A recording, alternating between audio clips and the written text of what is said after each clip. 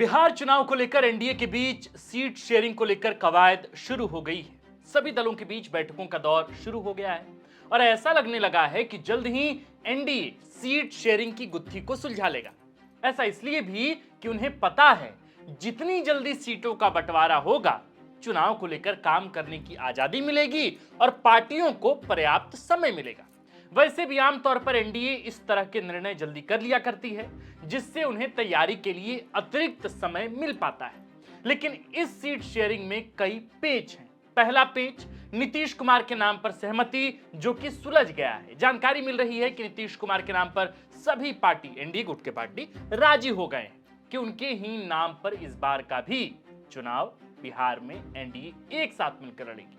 दूसरा पेच है क्षेत्रीय पार्टियों या यूं कहें कि क्षेत्रीय छोटी पार्टियों की महत्वाकांक्षा। चिराग और जीतन राम मांझी इस कोशिश में लगे हैं कि उन्हें अधिक तवज्जो दी जाए। दोनों ने अमित शाह के साथ मुलाकात भी की है। बात बनी या नहीं वो तो हम आगे बताएंगे। कुल जमा बात यह है कि महागठबंधन वालों का तो पता नहीं, लेकिन एनडीए वालों ने सोच लिया है कि जल्दी ही कार्यक्रम शुरू कर देना है। तो आज हम इसी पर विस्तार से बात करेंगे। सब कुछ बताएंगे आपको, किस आधार पर सीट बंटवारा हो रहा है, कौन कितनी सीटें चाह रहा है और किसे कितनी सीटें मिल सकती हैं। ध्यान रहे कि हम यह विश्लेषण कयास और ट्रेंड के आधार पर कर रहे हैं, कोई ऑफिशियल इंफॉर्मेशन नहीं है। तो चलिए फिर शुरू करते हैं आज का विश्लेषण और बताते हैं आपको कि एनडीए खेमे में किसे मिलने जा रही है, कितनी सीटें और कौन सी पार्टी पहले, दूसरे और तीसरे स्थान पर होगी। नमस्कार, हमारा नाम आकाश आनंद है और आप देखना शुरू कर चुके हैं बिहार की राजनीति का सबसे सटीक, सबसे विस्तृत विश्लेषणात्मक कार्यक्रम, जिसका नाम है सियासी कहानियां। पहली बात, नीतीश कुमार फिर से एनडीए का चेहरा होंगे। बीजेपी, जेडीयू, हम और लोजपा, रामविलास गोटवाली लोजपा और राष्ट्रीय लोक मोर्चा यानी आरएलएम ने एकजुट होकर हां कह दिया है। क्यों कहा है, अब पहले इसे समझते हैं। देखिए, नीतीश कुमार का बिहार में ठोस वोट बैंक है, खासकर कोयरी, कुर्मी और महादलित समुदायों में। दैनिक भास्कर की एक रिपोर्ट के अनुसार नीतीश का कोर वोट बैंक करीब 16% है और ये वोटर उनके साथ चट्टान की तरह खड़े रहते हैं, चाहे वो कितने ही बार पाला क्यों न बदल लें। ये लोग कौन हैं? ये हैं जेडीयू के कोर वोटर, जिसमें कोयरी लगभग 6 से 7%, कुर्मी लगभग 4% की आबादी के साथ नीतीश के लिए खड़े हैं। इसके अलावा नीतीश ने अति पिछड़ा वर्ग, जो बिहार की आबादी का करीब 30% से ज्यादा है, और महादलित समुदाय, जो लगभग 10 से 12% है, उन्हें भी साथ रखा है। 2010 के विधानसभा चुनाव में जेडीयू ने इन समुदायों के दम पर जबरदस्त जीत हासिल की थी और 2020 में भी उन्हें 22% से ज्यादा वोट मिले थे। दूसरी तरफ बीजेपी का कोर वोट अगली जातियां हैं, फॉरवर्ड कास्ट, जिसमें ब्राह्मण है, राजपूत है, भूमिहार है, कुल मिलाकर 12 से 14% तक की संख्या में। गैर यादव, ओबीसी, खासकर बनिया और कुछ अन्य छोटी जातियां लगभग 10% है। बीजेपी ने हाल के सालों में ईबीसी और एससी समुदायों में भी अपनी पकड़ बनाई, लेकिन अगली जातियों से उन्हें अभी भी अधिक वोट मिलता है। लेकिन चेहरा तो नीतीश कुमार ही होंगे बाबू भैया। यह पहले भी कहा गया था और अब बैठक में सभी पार्टियों ने इसे सहर्ष स्वीकृति से स्वीकार भी कर लिया है। तो अब बात सीट बंटवारे की करते हैं। देखिए, 29 मार्च को अमित शाह बिहार आए थे और सीएम हाउस में एनडीए नेताओं के साथ लंबी चौड़ी बैठक हुई थी। उसमें साफ हुआ था कि इस बार सीटों का बंटवारा 2020 की तर्ज पर हो सकता है, लेकिन थोड़ा ट्विस्ट के साथ। गौर से सुनिएगा। 2020 में जेडीयू ने 115 सीटों पर लड़कर 43 सीटें जीती थी। बीजेपी ने 110 पर लड़कर 71 सीटें हासिल की थी। हमको जेडीयू के कोटे से 7 सीटें मिली थी, जिनमें से उसने 4 जीती थी, और विकासशील इंसान पार्टी को बीजेपी के कोटे से 11 सीटें मिली थी, जिनमें से उसने भी 4 जीती। इस बार भी ऐसा ही कुछ होने की संभावना है। जेडीयू और बीजेपी पहले अपने अपने बीच सीट बांट लेंगे, फिर जेडीयू अपने कोटे से हम और उपेंद्र कुशवाहा की आरएलएम को कुछ सीटें देगी, जबकि बीजेपी अपने कोटे से चिराग पासवान की एलजेपी को सीटें देंगी। लेकिन मजेदार बात यह है कि इस बार विनेबिलिटी यानी कि जीतने की संभावना को सबसे ज्यादा तरजीह दी जा रही। अगर कोई सीट बीजेपी 2 बार हार चुकी है तो उसे हम या एलजेपी जैसी सहयोगी पार्टियों को दिया जा सकता है, बशर्ते उनकी जीत की संभावना वहां प्रबल हो, ज्यादा हो। अब ये विनेबिलिटी का फंडा क्या है, यानी कि जीतने की संभावनाओं का फंडा क्या है, थोड़ा इसे डिकोड करते हैं। देखिए, एनडीए ने दो फॉर्मूले बनाए हैं। पहला, उस विधानसभा क्षेत्र में पार्टी की ताकत, यानी वहां उसका वोट बैंक कितना मजबूत है। और दूसरा फंडा क्या है, दूसरा फॉर्मूला क्या है, संभावित उम्मीदवार की ताकत कितनी है, यानी वो कैंडिडेट कितना प्रभावशाली है, कितने वोट खींच सकता है। उनमें जातिगत समीकरण का भी खूब ध्यान रखा जाएगा। बिहार में जाति तो सियासत की रीढ़ है भाई। अगर कोई कैंडिडेट ऐसा चुना गया जो उस इलाके की प्रभावशाली जाति से ताल्लुक नहीं रखता या वोट नहीं खींच सकता, तो पूरी रणनीति धरी की धरी रह जाएगी। इसलिए कैंडिडेट्स को आपसी सहमति से चुना जाएगा ताकि कोई नाराजगी ना हो। अब हम थोड़ा एचएम, हम और एलजेपी की बात कर लेते हैं। जीतन राम मांझी ने सोमवार को मिश्रा से दिल्ली में मुलाकात की। खबर है कि उन्होंने अपनी मांगे तो रख दी है और अंदर खाने चर्चा है कि वो ज्यादा सीटें चाह रहे हैं। मांझी की पार्टी का आधार महादलित समुदाय, खासकर मुसहर जाति लगभग 2 से 3% जनसंख्या में है, जो बिहार के कई इलाकों में फैली हुई है। मांझी चाहते हैं कि उनकी पार्टी को कम से कम 10 से 12 सीटें मिले ताकि वो दलित वोटों को और मजबूती के साथ साध सके। दूसरी तरफ चिराग पासवान भी पीछे तो नहीं है। उनकी एलजेपी, रामविलास गुट वाली जो पार्टी है, उसका आधार पासवान समुदाय है, जिसकी संख्या लगभग 5 से 6% है। चिराग पासवान की इस बार की भूमिका भी बड़ा दिलचस्प होने जा रही है। 2020 में चिराग पासवान ने एनडीए छोड़कर अकेले चुनाव लड़ा था। उनकी एलजेपी ने 137 सीटों पर उम्मीदवार उतारे थे और भले ही वह 1 सीट जीत पाए, लेकिन जेडीयू को लगभग 45 सीटों का नुकसान पहुंचाया था। इस बार चिराग तो एनडीए में है और उनकी पार्टी पासवान वोटों को मजबूती से साध सकती है। पासवान समुदाय बिहार के कई इलाके, खासकर हाजीपुर और आसपास में प्रभावशाली है। चिराग की युवा अपील भी है, यानी अर्बन फेस भी है, और युवा अपील तो है ही, तो कुछ शहरी और युवा वोटरों को भी खींच सकते हैं वो।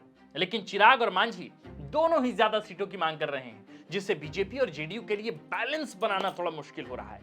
चिराग इस बार 25 से 30 सीटों की डिमांड कर रहे हैं, यानी वे तीसरी सबसे बड़ी पार्टी एनडीए खेमे में हो सकते हैं, यानी बीजेपी, जेडीयू, फिर एलजेपी। देखना होगा कि उनको कितनी सीटें मिलती हैं। अब थोड़ा सा 2020 के चुनाव की बात हम आपको याद दिलाते हैं। 2020 के चुनाव की बात आपको याद है? उसमें एनडीए ने 125 सीटें जीती थी, जो बहुमत से सिर्फ 3 सीट ज्यादा थी। लेकिन इस बार टारगेट है 225 सीटें जीतने का। और अब ये कोई छोटा मोटा लक्ष्य नहीं है जिसे चेज करना है। बिहार में कुल 243 सीटें हैं और 225 का मतलब है 90% सीट, विनिंग सीट्स। इसके लिए एनडीए को न सिर्फ अपने कोर वोटरों को साधना होगा, बल्कि तेजस्वी यादव की आरजेडी और उनके महागठबंधन को कड़ी टक्कर भी देनी होगी। आरजेडी का कोर वोट बैंक कौन है? मुस्लिम है और यादव है, जिसे बार बार समीकरण में एमवाई समीकरण कहा जाता है। बिहार में यादव लगभग 14% हैं और मुस्लिम लगभग 17%, यानी कुल मिलाकर हो गए 31% के आसपास। इसके अलावा भी कुछ वोट उनके पाले में हैं। इस लिहाज से 225 सीटों का लक्ष्य केवल कार्यकर्ताओं को बूस्ट करने के लिए लग रहा है, लेकिन असल टारगेट है क्लियर मेजॉरिटी हासिल करना। और वो चेज कर पाएंगे कि नहीं, मेजॉरिटी का जो आंकड़ा है उसे पार कर पाएगी कि नहीं बीजेपी, जेडीयू, एलजेपी और हम, ये देखना दिलचस्प होगा। बाकी तेजस्वी का 10 लाख नौकरियों वाला वादा तो है ही, जो 2020 में भी खूब चला था। उसने युवाओं को खास आकर्षित किया था, खासकर उन बेरोजगार युवाओं को जो सरकारी नौकरियों के लिए सालों से भटक रहे हैं। बिहार में बेरोजगारी की स्थिति वाकई बहुत बहुत गंभीर है। सीएमआईई की 2022 की रिपोर्ट के मुताबिक बिहार में बेरोजगारी दर 12.8% से 14% के बीच रही है, जबकि राष्ट्रीय बेरोजगारी दर 3.2% के आसपास रही है। सोचिए कितना बड़ा मार्जिन है। ऐसे में रोजगार इस बार भी बिहार में सबसे बड़ा मुद्दा बनने जा रहा है। तेजस्वी फिर से इसी मुद्दे को भुनाने की तमाम कोशिश कर रहे हैं और एनडीए को इसका जवाब तो देना ही होगा, क्योंकि सत्ता में तो फिलहाल वही है। नीतीश सरकार ने 2.75 लाख नौकरियों और 50,000 संविदा कर्मचारियों को अस्थायी करने का ऐलान कर दिया है, जो युवाओं में कुछ उम्मीद तो जगा रहा है। लेकिन क्या ये काफी होगा, ये तो फिलहाल वक्त ही बताएगा। लेकिन अब हम आते हैं थोड़ा सामाजिक समीकरण पर, क्योंकि बिहार में जाते ही सब कुछ है। एनडीए इस बार सीटों की अदला बदली करने की सोच रहा है। मान लें कि कोई सीट है जहां बीजेपी लगातार लूज कर रही है, उस सीट को हार रही है, लेकिन वहां हम या एलजेपी का उम्मीदवार जीत सकता है, उसकी प्रोबेबिलिटी ज्यादा है, तो वो सीट उनको दी जा सकती है। ये तो हमने आपको बताया, लेकिन इसमें यह ध्यान रखा जाएगा कि जातिगत समीकरण ना बिगड़े। जैसे अगर किसी सीट पर यादव या मुस्लिम वोटर ज्यादा हैं, तो वहां ऐसा उम्मीदवार नहीं उतारा जाएगा जो इन वोटों को नहीं खींच सकता। इसी तरह ईबीसी और एससी बहुल सीटों पर नीतीश का दांव ज्यादा मजबूत होगा, क्योंकि उनका प्रभाव इन समुदायों में गहरा बताया जाता है। बाकी चुनावी रणनीति की बात करें तो अमित शाह की 29 मार्च की बैठक में कई अहम फैसले हो चुके हैं। बीजेपी ने 4 बड़े चेहरे मसलन दिलीप जायसवाल, सम्राट चौधरी, विजय कुमार सिन्हा और नित्यानंद राय को कैंपेन की कमान सौंप दी है। जेडीयू की तरफ से नीतीश कुमार खुद मोर्चा संभाले हुए हैं। एनडीए इस बार जिला स्तर तक गठबंधन की एकजुटता दिखाने की कोशिश कर रहा है। 2020 में चिराग के अलग होने से जो नुकसान हुआ, उसे इस बार कोई नहीं दोहराना चाहता। 45 सीटों का नुकसान हुआ था नीतीश बाबू को पिछले चुनाव में, तो इसलिए इस बार बड़े कायदे से उनको साथ रखा गया कि इस बार चिराग एक ही सीट जीतकर ऐसा ना हो कि नीतीश कुमार का पूरा बेड़ा ही गर्क कर दें। बहरहाल ये डर तो फिलहाल अब नीतीश कुमार या उनकी पार्टी के लोगों की खत्म हो गई। लेकिन एक बात और है, मुकेश सहनी की वीआईपी अभी एनडीए खेमे से बाहर है, और अगर वो महागठबंधन में गए, या अभी तो दिख रहे हैं कि वो हैं, तो लगभग मल्लाह समुदाय का लगभग 5% वोट महागठबंधन को मिल सकता है, जो एनडीए के लिए मुश्किल खड़ी कर सकता है। देखिए, तेजस्वी की रणनीति भी कमजोर नहीं है। ऐसा नहीं है कि सिर्फ हम एनडीए की बात करें तो एनडीए बहुत मजबूत है, नहीं। तेजस्वी भी तमाम तैयारी कर रहे हैं। वो युवाओं और बेरोजगारों को टारगेट कर रहे हैं। उनका 10 लाख नौकरियों का वादा 2020 में भले पूरा ना हुआ हो, लेकिन इस वादे ने आरजेडी को 75 सीटें दिलाई, जो किसी भी पार्टी से ज्यादा थी। बिहार में सबसे बड़ी पार्टी बनी थी आरजेडी। इस बार वो फिर से इसी मुद्दे को भुनाने की तमाम कोशिश कर रहे हैं। आरजेडी ने हाल के सालों में कुछ गैर यादव ओबीसी और ईबीसी नेताओं को भी जोड़ा है, ताकि ए टू जेड वाला इमेज बनाया जा सके। ए टू जेड मतलब सभी की पार्टी, लेकिन ईबीसी और एससी वोटर अभी भी नीतीश के साथ लामबंद दिखते हैं। अगर एनडीए बहुमत का टारगेट हासिल करना चाहती है, तो उसे न सिर्फ अपने कोर वोटरों को साधना होगा, बल्कि कुछ फ्लोटिंग वोटर्स को भी अपनी तरफ करना ही होगा, खासकर युवाओं और शहरी मिडिल क्लास को। प्रशांत किशोर के आ जाने से चीजें और भी बदलेंगी। इस बार का समीकरण 2020 जैसा तो नहीं रहने वाला है, लेकिन इतना तो जरूर है कि एनडीए इस लिहाज से आगे चल रहा है कि उन्हें ज्यादा वक्त मिल सके। जैसे ही इस मुद्दे पर कोई ठोस बात सामने आएगी, हम आपको जरूर तड़ा करेंगे। आगे आप बिहार के किस मुद्दे पर विश्लेषण देखना चाहते हैं, हमें कमेंट बॉक्स में लिखकर जरूर बताएं।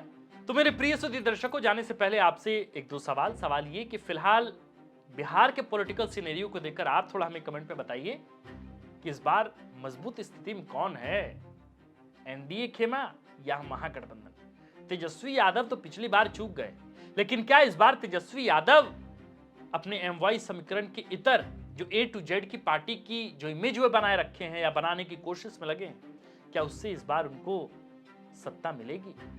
आपको क्या लगता है, बिहार में अब तक नीतीश कुमार की छत्र छाया में पलने वाली पार्टी बीजेपी क्या इस बार अकेले सबसे बड़ी ड्राइविंग फोर्स बनेगी बिहार में? आपको जो भी लगता हो आप हमें कमेंट में नीचे बता सकते हैं। आप देख रहे थे फोर्थ पिलर बिहार। हमारा नाम आकाश आनंद है, कैमरे के पीछे मनीष, और इस खबर को लिखा है हमारे प्रिय साथी और कंटेंट हेड विवेक आर्यन ने। बाकी जाने से पहले दिली ख्वाहिश और गुजारिश कि द फोर्थ पिलर के चैनल को सब्सक्राइब आप तमाम दर्शक जरूर करें। शुक्रिया।